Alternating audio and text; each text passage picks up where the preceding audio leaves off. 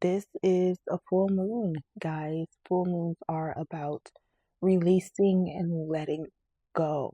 It illuminates and brings clarity on what just isn't working here, and what needs to be released, um, and what space needs to be made to bring in something new. Because when we get a new moon, we are bringing in new things, new goals, new expectations, new intentions. So full moons are about releasing, new moons are about bringing things in. With a full moon lunar eclipse, well, that's where things get a little dicey. It still means we're releasing things, but there's still things that are going to slowly dissolve on their own time. And this may just be the beginning process of letting those things exit. But all in all, I will say that we have reached, not necessarily, but we have closed the eclipse portal with this full moon lunar eclipse. And with that, we will have some lingering effects within the next couple of weeks. We still have Mercury retrograding. That's what I will be going over within these readings with you as well. And yeah, Mercury is retrograding to the middle of March, and that's going to be also lingering around to the end of March. So March is kind of this limbo space where things have shifted and changed, and we don't quite know where our footing and grounding is. But to say the least, this is the most important time that you should get grounded within your own individuality and authenticity. Okay, so without further ado, we'll get into the readings, and we'll start with, okay, this one's for Aquarius. Aquarius sun, moon, and specifically rising, as this full moon in lunar eclipse will be illuminating in your eighth house of intimacy, death, rebirth, and transformation. Okay. So full moons are normally about releasing and letting go. A full moon in Virgo is about releasing and letting go the need to control and perform perfectionism. So in the eighth house, this is trying to ask you to release the need to be so critical over your intimate shared resources, and even your process through transformation. So I feel like this is very pivotal and transformational for you with the sun, with the moon illuminating here for you. You're releasing go of the need to control outcomes of certain things. The eighth house.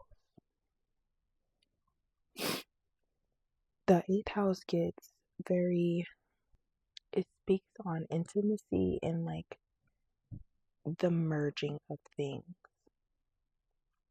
So across from the eighth house is the second house, which is about personal values and finances. So the eighth house is where you merge those things together with a more intimate person or connection. So this can be merging finances and resources. This can be taking on other finances and resources, or the depths and depths of other people. But ultimately, how you transform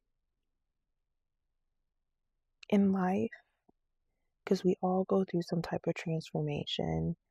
And how in this particular house, you don't usually come out of this house the same that you went into it. So this is kind of like a checkpoint for you where you kind of look at yourself through your transformation.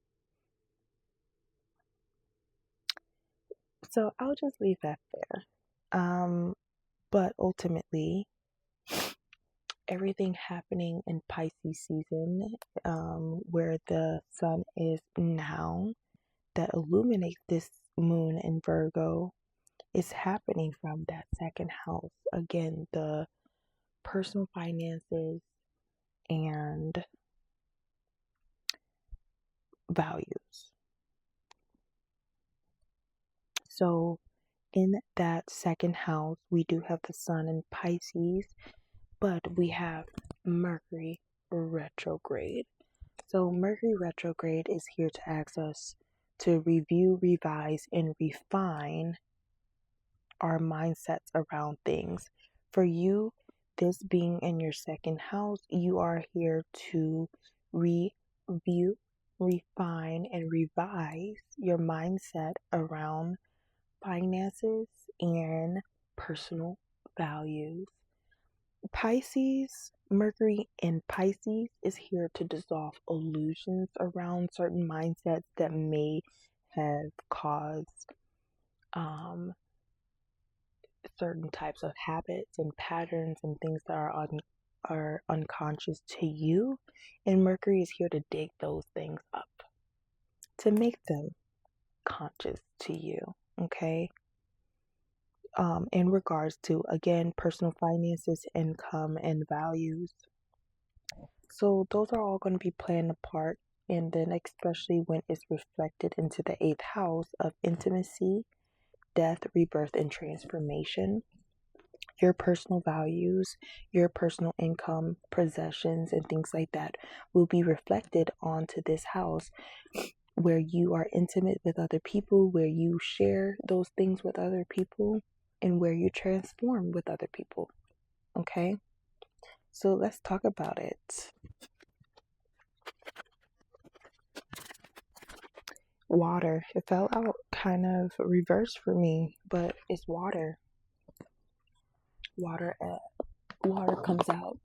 It makes me think of water signs. There's air, water, fire, and earth in here. And earth and fire came out earlier. I did slightly think about the elements and the signs of that element, but this is my first time that I immediately went towards water signs. So that is Cancer, Scorpio, and Pisces. We are in Pisces season, so it gets a little deep. Okay? And then we have Divine Masculine at the bottom of the deck. Whether you are a masculine presenting person or not, everyone has divine feminine and masculine energy everyone has divine feminine and masculine energy within them. But with masculine energy, is more about being action oriented, taking action, taking initiation, taking the lead in things. So we'll see what that comes with. But for right now, we just got water. Water is very nurturing, it's very cleansing, it's very empathetic. It holds memory. Water holds a lot of memories, okay? Water is about memory, experiences, obviously even emotions, and it can also connect to relationships.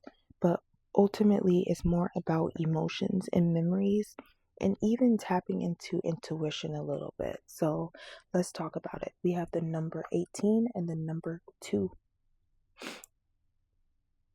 Hi, baby. Okay. Just lay down, baby. Here I come, okay? Yeah, I'm coming to bed. I will come to bed, baby.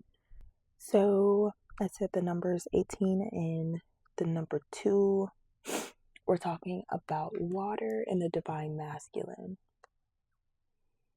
Again, divine masculine, they take action, they initiate things, and they get things done, right? That inner drive within,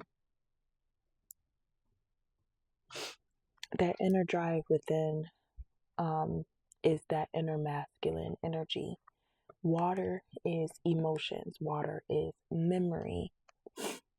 Water is also connectivity, and stuff like that. So let's talk about it. So with this water here, I also feel like it also points to, we're in Pisces season. There's a whole lot going on in Pisces right now. But us being in Pisces season, plays its part in this water. Mercury in Pisces, I mentioned earlier, is here to dissolve illusions around certain mindsets that you have in regards to your personal finances and values. So let's see what comes out. Water.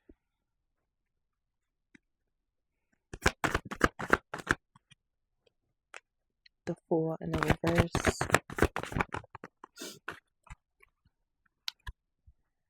The Ace of Cups in the reverse. The Eight of Cups. And the Page of Wands. Okay. The Fool here. The Fool in reverse. There's a fear of the unknown, or a fear of stepping in a new direction, to take a leap of faith in a new beginning here. Okay, we have the Ace of Cups in the reverse. So there's depletion, emotional disappointment, but ultimately an unfulfilled cup. And the Ace of Cups is like the heart space. It's like the heart space. So it's also giving like closed off heart.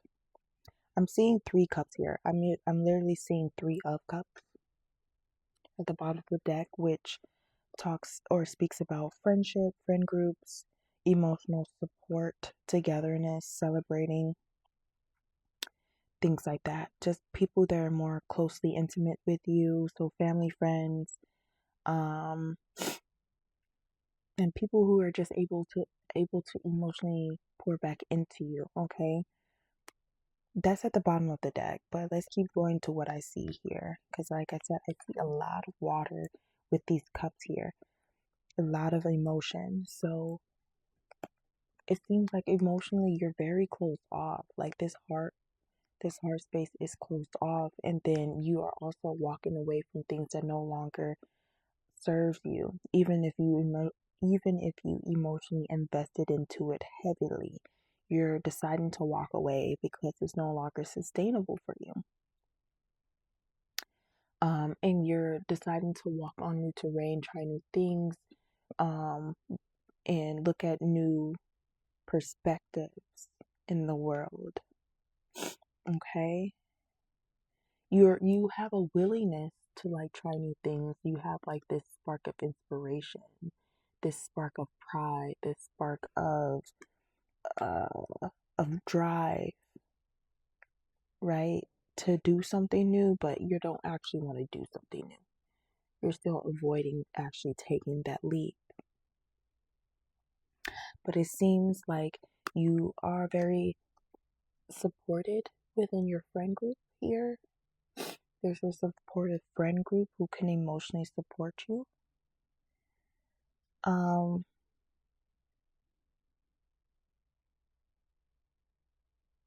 So yeah. So do it. So let me just look up these for you, and then I'm gonna end that. Aquarius, I'm getting too many complications and interruptions, so I'm gonna have to leave it there.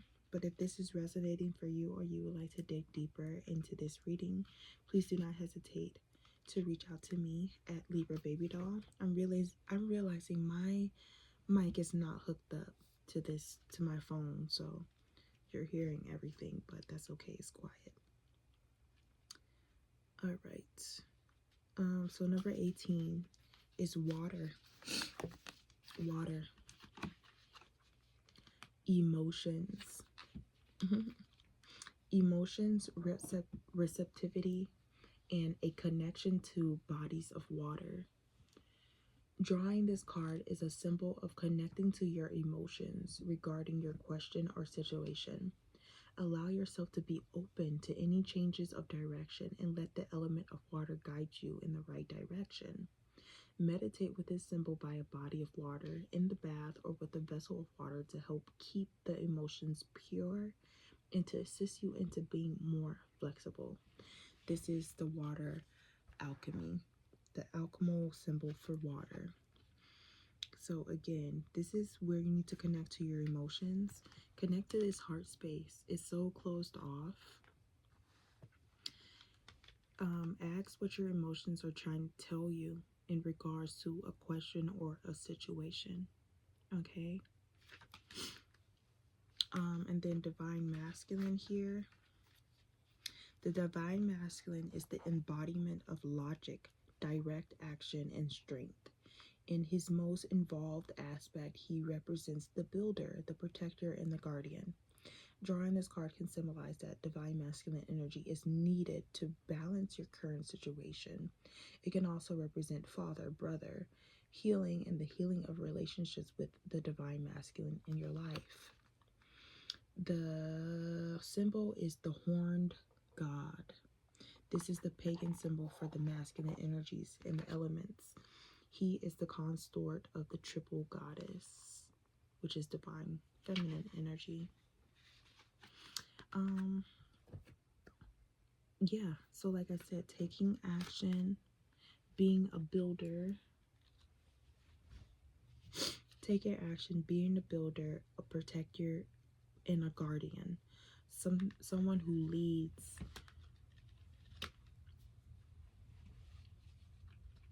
Someone who leads here. And there may be a need for you to take action. But first, you need to listen to what your emotions are trying to tell you. You need to listen to the people who support you. You need to acknowledge the emotions that you walked away from. And you need to acknowledge the fact that your heart space is closed off. Okay? Yet you still have this spark of inspiration and passion for life. But you have no backbone to actually start something anew. So listen to your emotions in connection to that and make the decisions that are necessary. Aquarius, if this resonated for you, again, please do not hesitate to reach out to me at Libra Baby Doll.